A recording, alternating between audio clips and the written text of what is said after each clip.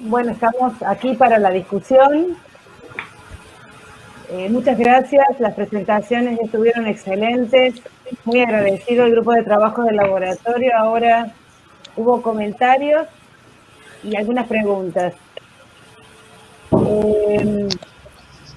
Para Claudio, Alicia, sí. Alicia Blanco te pregunta si las determinaciones del dinero 10 deberían realizarse en todo paciente COVID-19 positivo al ingreso.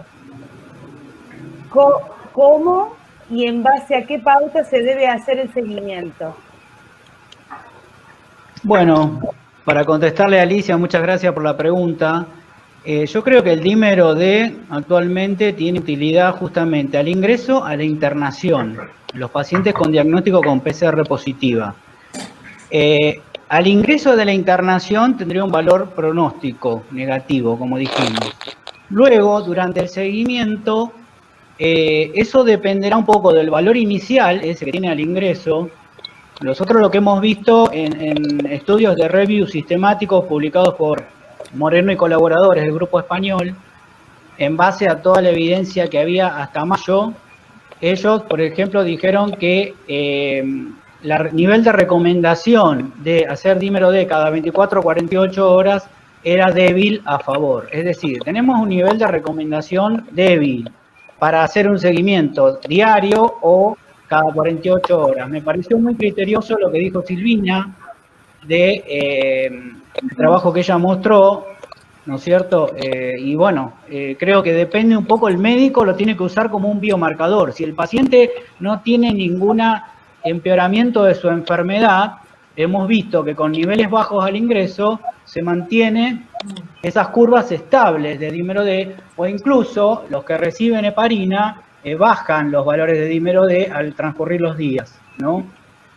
Hoy en día también existe lo que se llama el long COVID. Hay unos estudios donde evalúan qué pasa con el COVID desde el ingreso, durante la internación, incluso al alta y cuando se van a la casa. Y bueno, lo que ocurre es que a veces aumentan los niveles, bajan en los pacientes que evolucionan favorablemente y siguen bajando en su casa. Pero para conocer qué es lo que pasa hay que medirlo, no hay otra opción. Ahora, si uno no puede o no tiene acceso, lo que debe hacer es guiarse un poco por la clínica del paciente y utilizarlo como uno de los biomarcadores para el seguimiento. Obviamente, como dijo Silvina, en los pacientes más severos, uno va a querer medirlo cada 24 horas para ver si encuentra algún pico muy importante, y bueno, y eso se correlaciona con la aparición de alguna, severidad de la enfermedad o algún empeoramiento de la enfermedad, ya sea del aspecto respiratorio o si se puede correlacionar con una trombosis que aparece en el paciente. Yo quería responder un poco a una pregunta que hizo Marta también, si hacía falta diluir a los valores más de 10.000. Nosotros, por ejemplo, en nuestro caso tenemos un método que es el de vidas, que hasta 10.000 mide con la primera, con la muestra pura. Y luego, si uno tiene un valor mayor a 10.000, tiene que aplicar una dilución automatizada en el equipo al quinto y le da un valor hasta 50.000. Nuestra experiencia fue que no tuvimos gran cantidad de valores, por ejemplo, altos valores elevados tuvimos contados, digamos, entre 10 y 15, 30.000 que tuvimos que diluir al quinto, y muy pocos valores que tuvimos que diluir más de lo que el equipo diluye, con lo cual ya estamos por fuera de todos los protocolos probados para el equipo, ¿no es cierto? Es decir, hacer una dilución 1 en 10 para poder caer dentro del rango dinámico, del rango analítico, digamos, podemos tener un error importante, ¿no?, en la determinación. Pero tuvimos muy pocos valores. Lo que hemos hecho es mantenernos en contacto y hacer una lista entre todos los bioquímicos que estamos en el laboratorio y avisar cuando un paciente ingresaba con un dímero D elevado, mayor a 10.000, y ya se le realizaba directamente la dilución automática para no gastar 2 cartuchos en un paciente, ¿no es cierto? Y después lo que preguntaban también, Marta, es Claro, en el mundo actual no podemos gastar, creo que le contesté. Bueno, no me acuerdo la otra pregunta. Perdón. No, Claudio, el otro comentario que te hace Marta es que sí. Nosotros coincidimos con que el pico se asocia a mal pronóstico. Con respecto al valor como predictor de trombosis, el resultado es más variable. Sí, coincido totalmente. Por ahí quizás yo mostré un ejemplo que, bueno, la idea era, como no tenía mucho tiempo, me hubiera gustado mostrar varios seguimientos, pero bueno, mostré uno y por ahí quedó el concepto de que uno siempre tiene que usarlo para anteceder o ver si aparece una trombosis, y no es así, todavía no se sabe. Estamos en la curva de aprendizaje, estamos midiendo parámetros para ver, tampoco tenemos costo-efectividad, no sabemos si realmente el día de mañana, cuando esto tenga un estudio o más estudios con mayor calidad de evidencia, vamos a estar midiendo dímero D o no. Un poco lo que decía también el doctor Previgliano. Es decir, ellos en su estudio ven que realmente el único valor es el pronóstico, si yo no entendí mal, y en eso sí, hasta ahora vemos que el mayor valor es justamente con lo que pregunta Alicia, es al ingreso. Por eso sí, al ingreso de internación me parece que hay que medirlo. Perdón, Claudio, solo un comentario, que en pacientes donde nosotros vemos desde la clínica, o sea, yo trabajo con Claudio en el Hospital Austral, y nosotros cuando vemos a los pacientes en internación y tienen un delta marcado en el dímero D, nosotros hacemos profilaxis intensas, muy ajustadas a peso, a la condición clínica del paciente. O sea, todos los pacientes van a estar con profilaxis mayor de la que haríamos habitualmente. En unos pacientes que tienen un delta importante del dímero D, somos muy proactivos en la búsqueda de trombosis, y en general, si bien no lo tenemos correlacionado, detectamos trombosis venosa o embolia de pulmón cuando tienen saltos del dímero muy marcados por ahí en el periodo de 48 a 72 horas. Pero bueno, claro, como decía Claudio, falta, ¿no? Justamente el ejemplo que mostré, el dímero subió desde 565 hasta 18.000. Entonces, para responder, si yo no hubiera medido el 18.000 y hubiera puesto mayor a 10.000, yo me hubiera perdido de alguna manera cómo era el pico del paciente, ¿se entiende? Entonces yo tuve que seguir midiendo diluido y después al otro día también aplicar la dilución. Estábamos todos avisados que ese paciente tenía mayor a 10.000 y ya lo hacíamos directo diluido. Entonces vimos que con la heparina a dosis anticoagulante, con la aparición de la trombosis, el dímero D comenzó a bajar, como pasa con todos los pacientes, que evolucionan bien y que el tratamiento de alguna manera hace que por lo menos salgan de ese cuadro.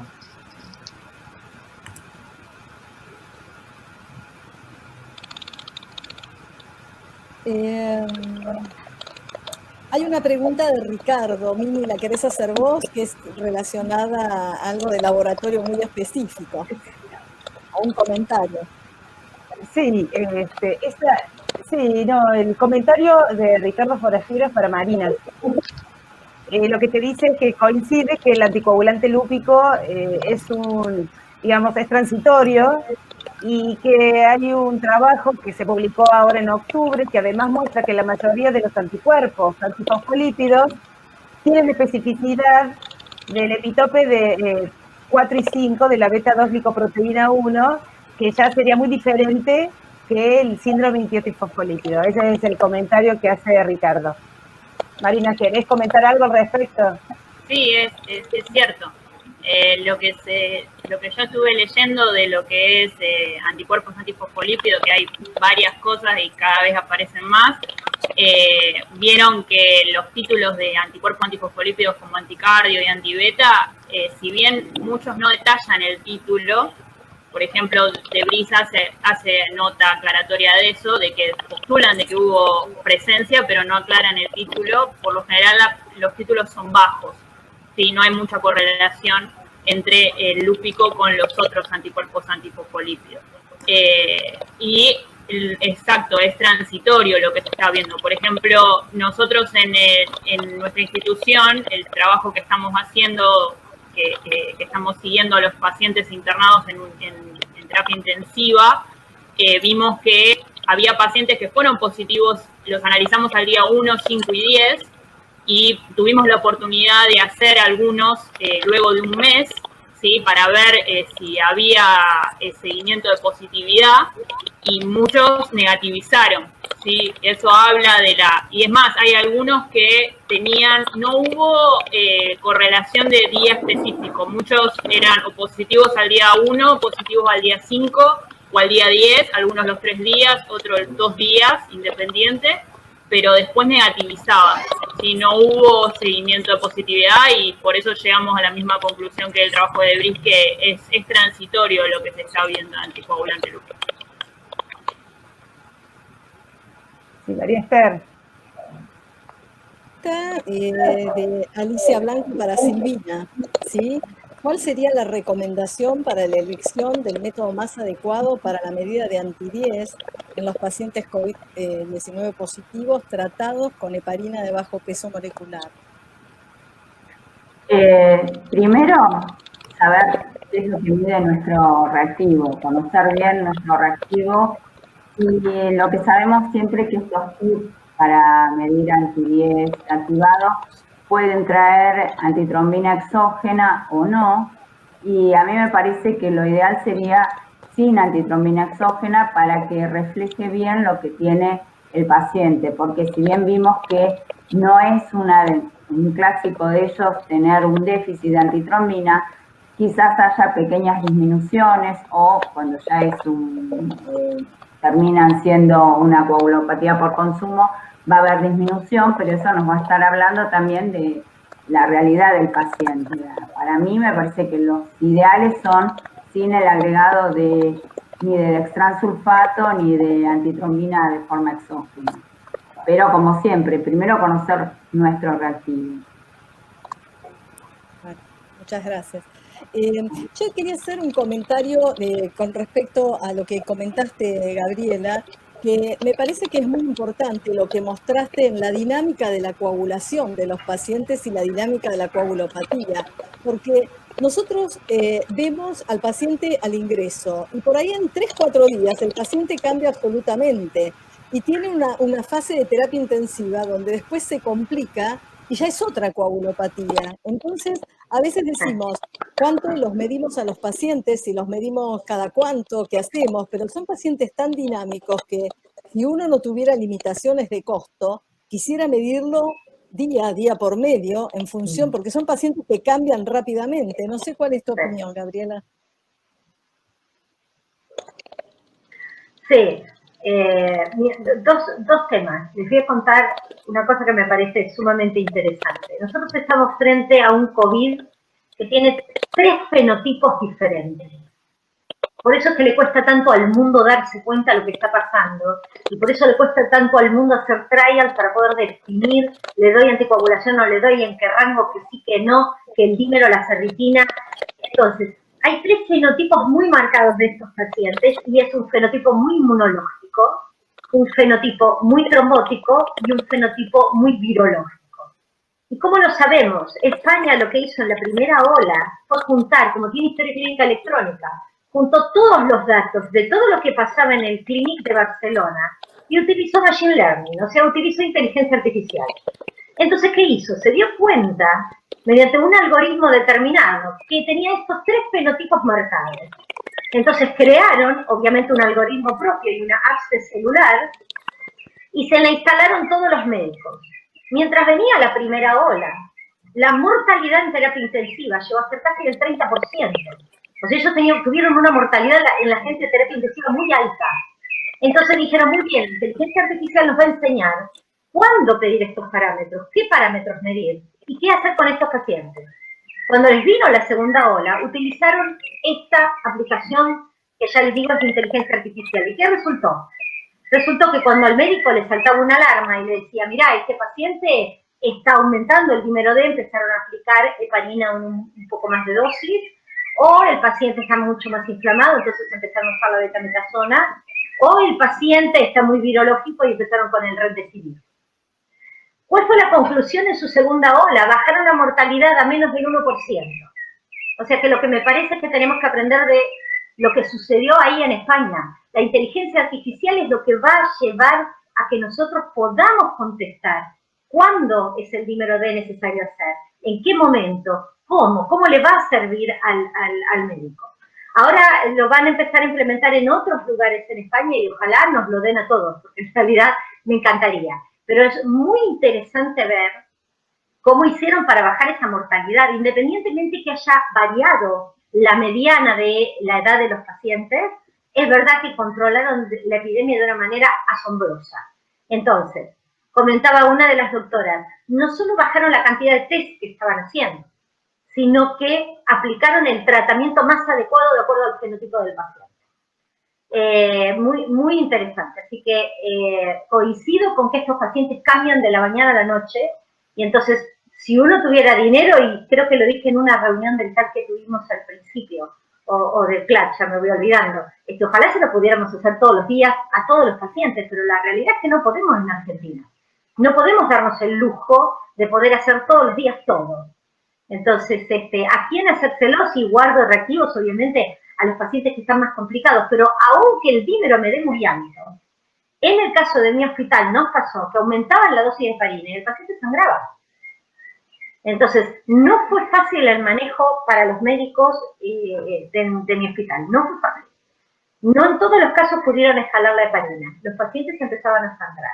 Entonces, y como ya también hay publicaciones, la dosis de heparina profiláctica obviamente, ya se sabe que es importante, pero no se sabe a ciencia cierta si escalar la heparina nos va a dar algún otro valor agregado, ni siquiera si es el dímero hay que darle, digamos, poner heparina en función del dímero, o tener en cuenta la ferritina, y lo que sí también es importante es que estos pacientes empiezan a hacer fallas renales antes de que empiecen a picar los parámetros del dímero.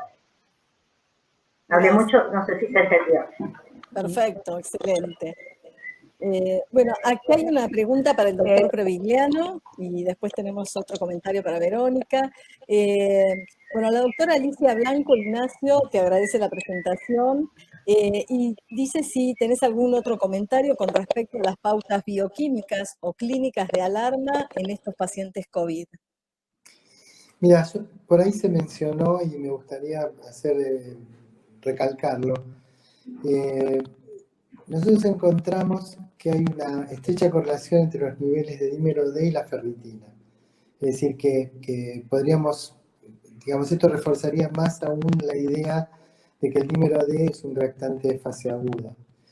Y otra cosa interesante que hemos visto, que vos lo decías recién, los pacientes que sobreviven a la terapia intensiva, la verdad que la experiencia, la mortalidad que tenemos nosotros en terapia intensiva es de las más bajas que hay en el país. Tenemos un 28% en total, y si dividimos pacientes ventilados de los no ventilados, tenemos un 8% en los de ventilación no invasiva y un 32% en los de ventilación invasiva. El tema es que el paciente con el COVID, para soportar el decúbito prono,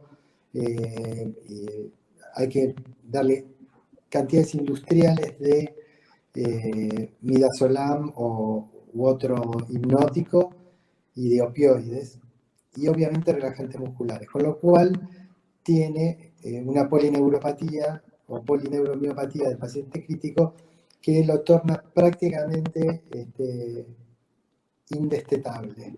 Entonces estos pacientes que son COVID negativos, el 85% de los pacientes en la terapia intensiva ventilados, al día 12 eran COVID negativos, es decir, se habían negativizados. Y estos pacientes después se sobreinfectan con KPC. Es lo que hemos visto. Hemos encontrado incluso la fuente del contagio del KPC, que es un tema de limpieza, pero con las medidas máximas de aislamiento que se toman para el COVID, siguiendo las mismas medidas, se infectan con KPC. Ahora, los que están infectados con KPC no tienen el dímero D alto. Esto es algo interesante. Es decir, si fuera un reactante de fase aguda, ¿por qué cuando el paciente tiene un segundo hit, un segundo golpe, no aumenta el dímero D? Esta es un poco la pregunta que nos queda flotando y sobre la cual vamos a trabajar. La otra cosa que estamos haciendo, vamos a empezar, porque desgraciadamente ustedes saben cómo son los tiempos en los CODEI y en los comités de ética. Recién ahora nos autorizaron, vamos a hacer 40 pacientes, vamos a medir dímero de ferritina y las citoquinas, entre ellas fundamentalmente interleuquina 6 y TNF, para ver si encontramos que es cierta esta famosa tormenta de citoquinas, que es realmente muy dudosa. Y vamos a usar en 20 de esos pacientes, es decir, van a ser 20 pacientes de la uso BNI, de ventilación no invasiva, y 20 pacientes con ventilación invasiva. A 10 se les va a dar tratamiento estándar y a los otros 10 se les va a dar cerebrolicin, que es un conjunto de neuropéptidos que tiene una acción anticitoquinas, por un lado en la fase aguda, y tiene un efecto neuroprotector, porque el otro problema que tienen estos pacientes sometidos a ventilación mecánica por tanto tiempo es el síndrome post-terapia intensiva, que tiene como particularidad que tienen destruido el cerebro por microinfartos y microhemorragias que se ven en FLAIR y en GRE. Entonces, la idea de este trabajo es poder ver si podemos correlacionar y si podemos evaluar un efecto neuroprotector de cerebrolicina, tanto por evitar la tormenta de citoquinas, cuanto por el efecto neuroprotector. El efecto neuroprotector ha sido demostrado en traumatismo de cráneo y en stroke isquémico, con números realmente muy importantes, y también hay un efecto neuroregenerador que se ha visto en pacientes con Alzheimer y demencia vascular. La verdad que estamos muy entusiasmados porque pensamos que más allá de la droga o no, tener 40 pacientes bien medidos va a ser un hecho de utilidad importante. Realmente una hipótesis súper interesante. Ojalá que lo puedan llevar a cabo, ¿no? Realmente interesante. Bueno, estamos, ya terminamos. Sí, perdón. Perdón. Esta hipótesis nosotros la publicamos en el 2015. Nunca habíamos conseguido fondos para poder llevarla a cabo, porque vos sabés que medir las citoquinas, todo esto es realmente caro. Y Eduardo López ha sido muy gentil con el Laboratorio del Hospital de Niños en sumarse a esto. Así que pienso que va a ser ¿se demuestra o no se demuestra la utilidad de la droga y nuestra hipótesis de neuroprotección? Va a ser importante tener datos de 40 pacientes graves con insuficiencia respiratoria aguda grave por COVID. Sí. Bueno, muchas gracias, Ignacio. Una última pregunta para Verónica, porque ya estamos sobre el tiempo. Pero vos habías comentado en la exposición y dentro de tus preguntas, una de las cosas que tuvimos nosotros en el inicio de la pandemia era, y venía mucho de los cardiólogos, roten a todos los pacientes anticoagulantes de acción directa. ¿Qué opinás vos de cambiar una droga cuando el paciente por ahí estaba en rango terapéutico, distinto del paciente que inicia el tratamiento? ¿Te parece apropiado hacer un cambio a un anticoagulante de acción directa cuando el paciente viene con un TTR adecuado y bien? ¿O preferís prolongar los tiempos de control? ¿Cuál es tu opinión, tu experiencia? Sí, nosotros lo que hicimos es si podíamos garantizar la calidad del laboratorio y que el paciente pudiera seguir viniendo a nuestro laboratorio, aumentábamos el delta de tiempo entre control y control. Solamente a los pacientes que no les era posible venir al laboratorio o realizar una extracción a domicilio a nuestro laboratorio, lo rotábamos intentábamos rotarlos a anticoagulantes directos y la verdad que nos pasó como a muchos de los colegas que contestaron la encuesta que en el ámbito hospitalario el costo de los DOACs hizo en algunos pacientes imposible su pasaje, pero tuvimos algunos que lo hicieron. Nosotros lo que hicimos es, nunca interrumpimos la atención ni los controles, los dilatamos, pero de acuerdo siempre al valor de RIN del paciente, no dejamos, seguimos controlando ante situaciones clínicas que así lo ameritaren, y la verdad que el mayor problema fue la falta de concurrencia de la gente espontánea, digamos, no espontánea, digamos, nadie le prohibía venir al hospital, no venían. Y creo que así como se murieron muchas personas de COVID, nosotros tuvimos pacientes que ingresaron muy mal por distintas situaciones clínicas, pero con complicaciones hemorrágicas por no realizar los controles en tiempo y forma, ¿no? Ante situaciones clínicas que tenían.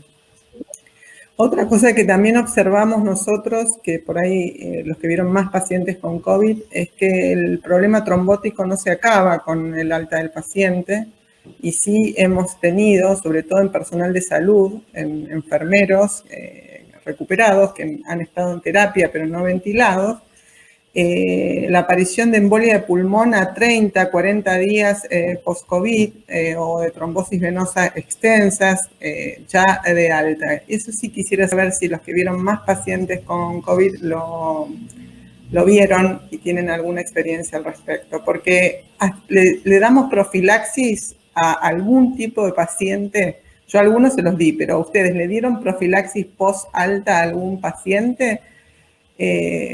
¿Cuándo, cómo, por qué? O sea, es todo fuera de ensayo clínico. Voy a comentar la experiencia, por lo menos la nuestra en el Hospital Austral. Estratificamos al alta el paciente y la condición clínica del paciente.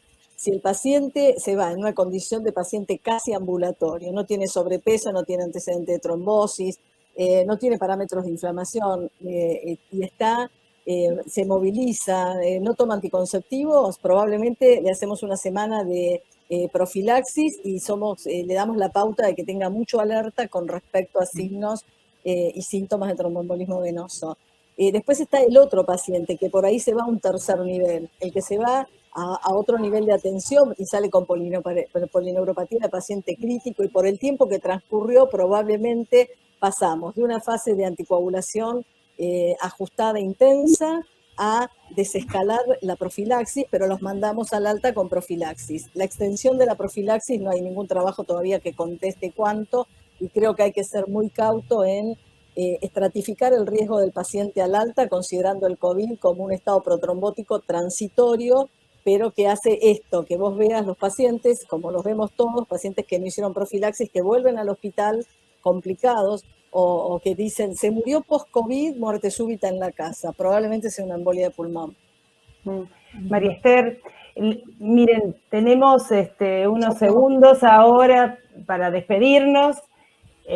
La verdad es que fue una hermosa reunión científica, no tendría que decirlo yo, que he sido una coordinadora, pero realmente transmito todas las felicitaciones del chat y los comentarios a todos. Estamos muy agradecidos del grupo de trabajo de laboratorio y al grupo CAT. Muchas gracias a todos y nos vemos pronto, cuanto antes, digamos. Yo